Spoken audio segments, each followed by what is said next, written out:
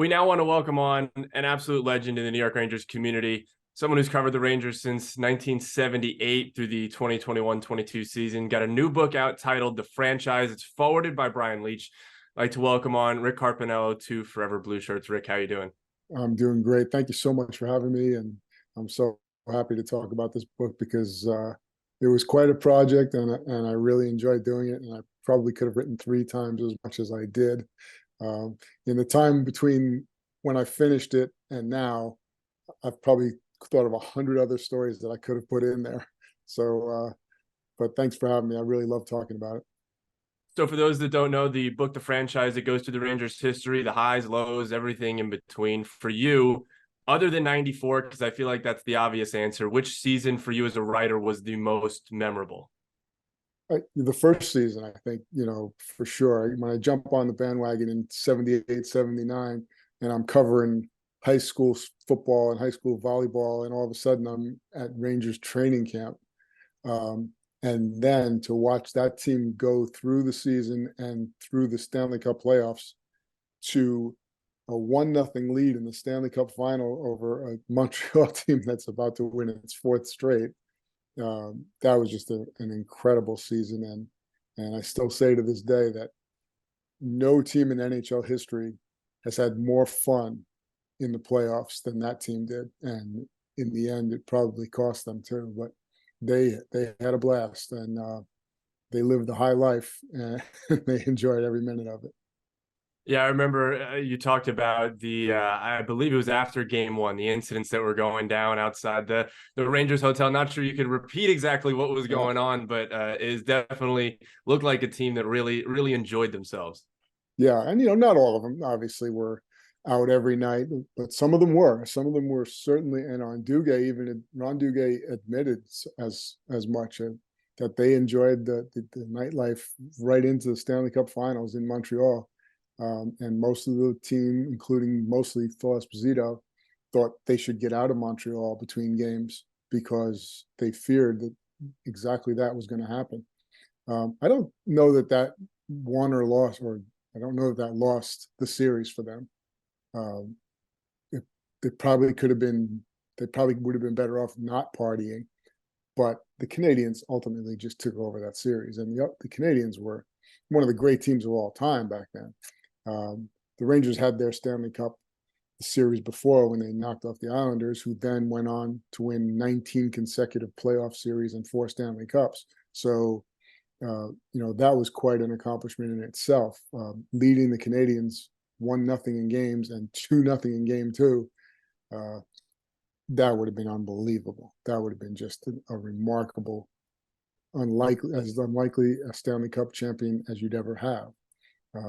But it didn't happen. The Canadiens took over, and again, if they had partied or if they hadn't partied, the Canadiens probably still would have won that series. But they did party, and they did lose. I know I mentioned we weren't going to talk about 94 in that last question. This time we will. So my dad, who is a Ranger fan, got married in April of 1994. And while he may tell my mom that the wedding is the happiest day of that year for him, I know deep down it was June 14th. For you, what do you remember leading up to that game? And then obviously the game itself and the celebration and just the craziness afterwards. Yeah, I just remember how tense that Garden was. Like, it was loud, and people were pumped. There's no question. It was the hottest ticket in Garden history, probably. Although Game 5 was right there with it. When they first had a chance to clinch. But having lost games 5 and 6, and then having to come back, and there was utter panic among the fans, and there was also utter chaos around the team. Remember, Mike Keenan wanted to move the team to Lake Placid for a practice day between games 6 and 7, just to get away from the media, which is, that's insane. Mark Messier and Kevin Lowe talked them out of that, but they almost went to Lake Placid for practice. And then I just remember the Garden, the feel in the Garden it was excited as could be, but it was as nervous as you could feel it. And Glenn Healy said that 8 million people had already dialed the 9 and the 1, and were ready to just getting ready to dial the next one. But but that was the feeling in the building. It was a nervous excitement. So just as someone that I wasn't alive for 1994, so I didn't get to experience any of that. Just, post game, just what that was like. Yeah, that was as expected, as crazy as could be. The Rangers locker room at the time was a really small room, and if you got in, you couldn't get out, and it took a while to get in because everybody had their families and their friends and all kinds of hangers on in there. Every person associated with the organization was in there. Obviously the champagne was going crazy, and the cup was in there. Everybody was drinking out of the cup. But the thing I remember most is before they exited the ice, the way they took the cup around and let people reach over the glass and touch it, and that was just a sign of how they were going to share that championship with the city, and they did, man. That night at their party at the auction house was wild, and the Stanley Cup all of a sudden was everywhere. And I'm still convinced to this day that the other teams like the Yankees, etc., their fans picked up that "Let's Go Rangers" chant, and they do Derek Jeter and etc. That's all from the "Let's Go Rangers" chant that I think they really picked up the night that they won the cup, and then the night that Mark Messier and Brian Leetch brought the cup to Yankee Stadium. And I think that spread, that chant spread through New York, and then it spread through sports, and now everybody sings that song or sings a song to that tune. But it was always "Let's Go Rangers" before that. I don't recall it ever being sung in any other arena. Definitely gotta love having hockey be an influence on a bunch of other sports here in the New York area. Obviously, fans and players, they got their own emotions that go through games. But for you, and I guess everybody on press row as well during that game, what was the feeling like? What was the thought process of everybody in press row during that game? Yeah, it was a lot like Game 7 against the Devils too, where you're writing a story that's it's going to be an historic story one way or the other, but you've got to be ready to write it both ways and have a version of it sent at the buzzer. Now, well, a lot of us sent that story in Game 7 against the Devils before Zelepukin scored, and now we're scrambling. We've got 18 minutes to rewrite everything in case it goes the other way. But the feeling in Game 7 against Vancouver was this is epic. I mean, they're going to break the curse here, or it's going to add to the list of chokes, and this is going to be at the top of the list. This is going to be, 0 for 55, going on 0 for 83, maybe. And so it's not an easy task for a writer to have a win or die like that, and to write it properly, and to give it the emphasis that it's going to deserve no matter which way it goes. And when it got to 3-2 and Vancouver's clanging pucks off the post, there's a lot of panic in the press box for sure. Absolutely. And, I don't think any of us are rooting one way or the other, but we know we've got a huge story on our hands, and we're going to have to wrap this up really quickly and find a way to make it fit the moment. So in your heart of hearts, before that series started, did you feel like, for that 54-year curse to end, it was going to take every tooth, nail, and what have you for the Rangers to pull it out? Obviously, you talk to Ranger fans, they'd say there was no chance that series was going to be an easy one, and it definitely probably took some years off people's lives. Yeah, I'm sure it did. But the thing I thought was the Devil series was a brutal, probably the greatest playoff series, the most intense playoff series I've ever seen.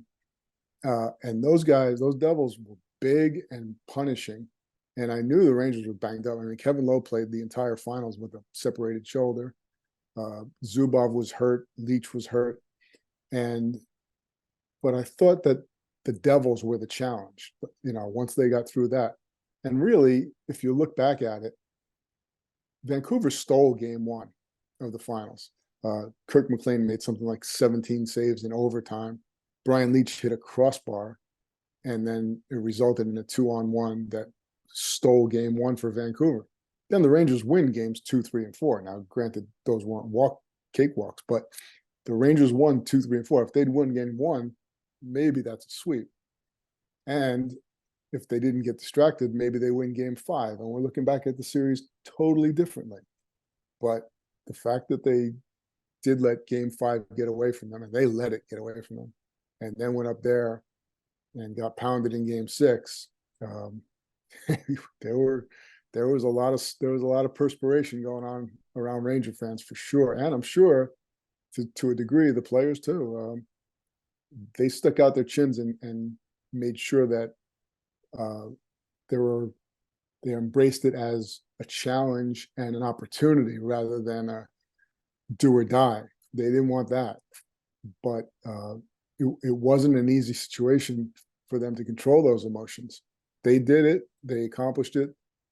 Game 7 was a great game, and you look back now and you think, what if they hadn't? What if they hadn't won that game? What if they hadn't won game 6 against the Devils? What if they hadn't won game 7 against the Devils? And how loud would those 1940 chants be now? Certainly a good thing we don't got to think about that after everything that happened. I don't think I'd be able to take it either. So getting off the 94 kick for a second, you've obviously seen a lot of players come through the New York Rangers system. In your opinion, who is the greatest Ranger that you have covered? Well, I'm a little bit biased, as you can tell, because he wrote the forward for me. So I'm going to go Brian Leetch. I think Mark Messier was the most influential because he changed that franchise when he arrived. Brian was the best. Brian was the best all-time Ranger. And then there's, Rod Gilbert, of course, was Mr. Ranger. Just a wonderful human being and a great, great player. So yeah, I'm gonna go Leetch, but Messier was the most influential. Gotcha. One of the stories that you told that really popped to my eye. I'm just starting my career here in journalism and all that stuff. So one of the worst feelings I could have is drawing attention to myself during a press conference or scrum or something like that. You talked about a story where you had broken your wrist in a men's softball playoff game, had to wear a Velcro cast, got it stuck on Paul Coffey's equipment, and brought it down. What was going through your head during that whole situation? I just wanted to crawl in a hole, man. It was because there were like maybe 50 reporters around his locker in that little Nassau Coliseum locker room. And Coffey, I don't even remember if it was a win or a loss for Edmonton, but Coffey was mad, boy. The skates could have hurt him. The shoulder pads, the helmet, everything came down on top of him. And I wanted to crawl in a hole, and it was like one of those Snickers commercials, you're not very bright when you're hungry. That's how I felt. But that was a classic. That was sure was a moment that I can't ever forget, unfortunately. Oh, absolutely. Coming back a little bit more recently, also in the book, you mentioned about how close the Rangers were to hiring Mike Babcock, not just this offseason, but back in 2021. Knowing what we know now, and obviously knowing what we knew in the past about Mike Babcock, do you feel like this team dodged a bullet with not being able to hire him? And they dodged a bullet because John Davidson and Jeff Gorton wouldn't hire him. And it surprised me too that John Davidson ended up hiring him in Columbus. Ultimately, JD had to sign off on that, but yeah, he was the wrong guy for that team at that time. And I don't even necessarily think Gallant was the perfect guy, and nor do I have any idea if Quinn would have been able to take the next step with that team. Although he knew he wasn't going to see them when they turned the corner, but I think Babcock would have been a huge mistake for that young team that wasn't ready yet. The owner of the team thought they should be a lot closer, and they were not ready to win that yet. They were not ready to turn the corner and be a contender. They were maybe ready to make the playoffs the following year, but they were certainly too young and too inexperienced at too many positions to be a serious contender, despite what the owner thought. Yeah, and absolutely. And then obviously the next year they do make the playoffs with Gallant in his first year. And just talk about, I know your last season was 21-22. So it was the beginning of that year, just, talk about your retirement, just, how you finally came to be when you said it's time to hang it up. Yeah. Well, I was thinking about it anyway, because I was getting of the age, and I had done it. I had done everything. I was getting pretty tired of the travel. I loved traveling when I was younger. It was great. I saw so many great cities and so many great games. But I think, what really kicked in my retirement thought was COVID. And we lost that whole year basically to, no locker rooms, no access, everything on Zoom, no travel. You had to go get your COVID test before the game and sit in a chair for 45 minutes while they processed it to see if you could even get into the arena. And then you go in the arena and you have to wear your mask, and you have to, you can't have dinner in there. It wasn't the same. And mostly, though, it was the access.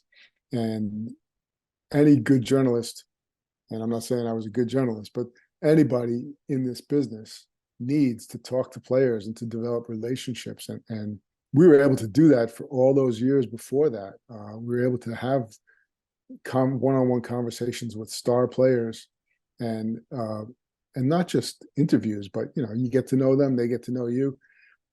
All that's gone. I mean, I did a full season of Alexis Lafreniere's career and never met him because of Zoom. And that's when I decided, what, this is not the same anymore. And even when coming back from COVID, I didn't know if it would ever really be the same. And a lot of the reporters are telling me it's not. The access is different now. So all of that piled up on top of, I had done it for a long, long time, made retirement an option. And then in the back of my head, I also had this book idea that Triumph Books was calling me and asking me if I wanted to do it. And I was putting them off for a while. And I was like, maybe it's time to do that. And so I did. No, definitely a good reason at that point. You got for a book, but you mentioned that, you talk about technology, especially with Zoom. COVID obviously screwed up a bunch of stuff, but how has technology and social media changed the sports writer profession? Yeah, well, and for you, how did you adapt to the change? Yeah, it was, I started out, I came back, let's say, in 2009, when I had been a columnist for a few years and off the beat during the Yager administration, so to speak. And we had a guy who followed me, Sam Weinman. He was covering the Rangers, and he started this blog. And I never did a blog, and it exploded. It was unbelievably popular. It was called Rangers Report. And Sam left the paper, and my boss called me and said, "Hey, look, that blog is really important to us. You think you could do it for a little while?" So I said, "Sure," and then I didn't have any choice, but I said, "Sure."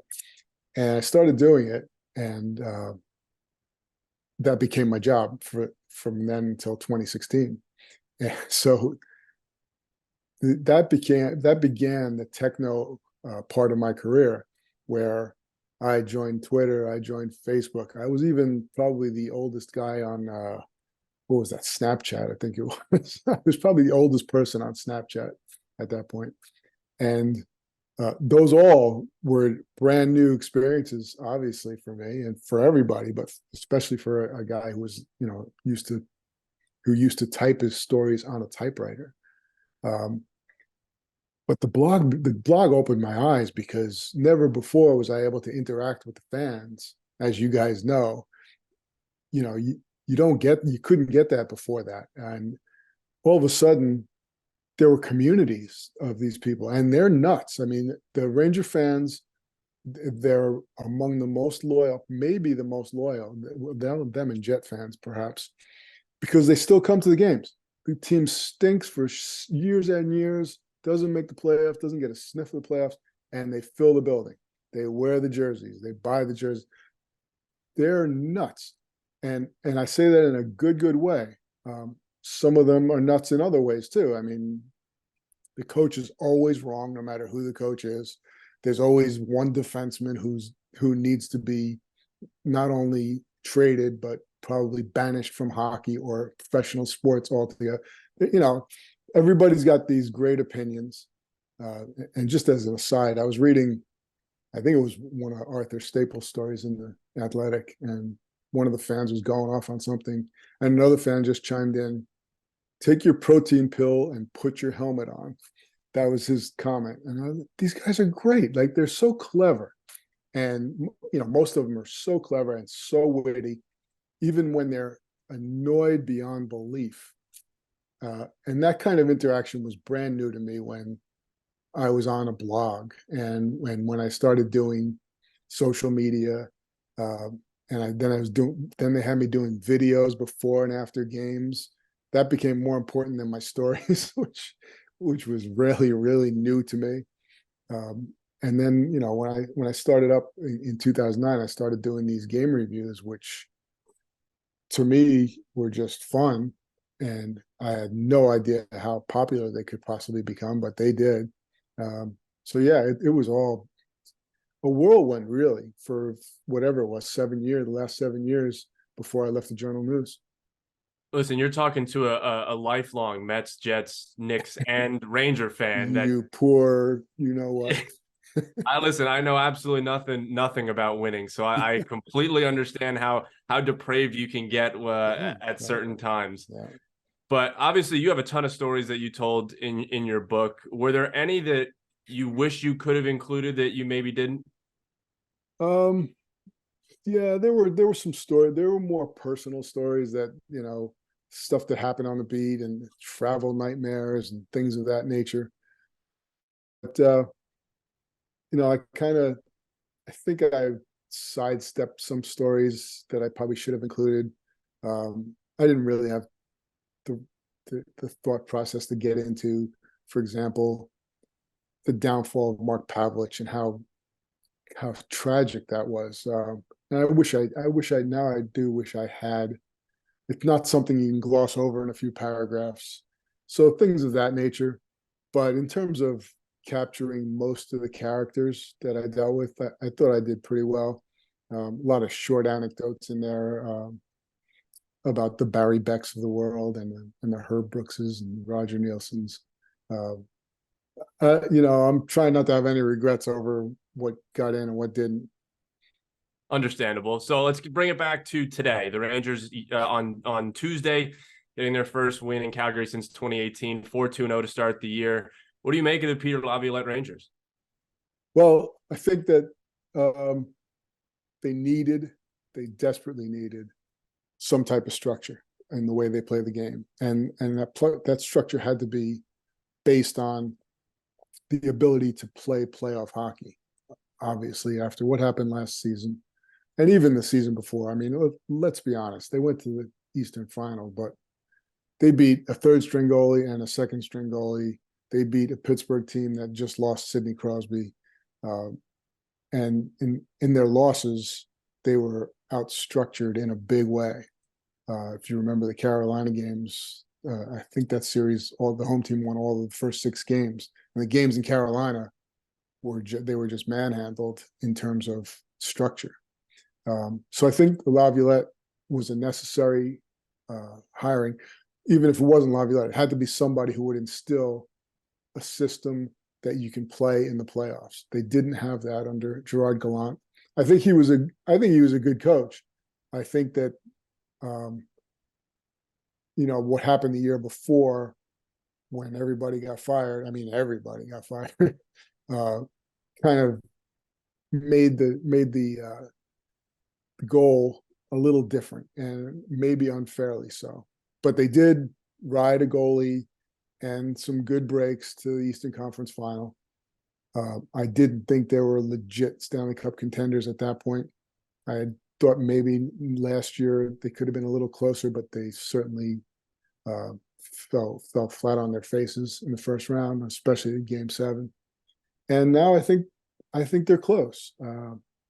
Of course, and I'm not breaking any news here, but Lafreniere, Kakko, Hedl, Miller, Schneider, all these young kids have to take a step up forward and continue that trajectory if they're going to actually be a Stanley Cup contender. but I think the core that they have could certainly be that. They have what you need in terms of Vesna goalie and Norris defensemen and top scorers and offensive players. They have everything they need if those young kids can be top players, and they have to be top players. Absolutely, Rick. Well, thank you very much for joining us today. Congratulations on the new book. Tell people where they can pick up a copy of the franchise.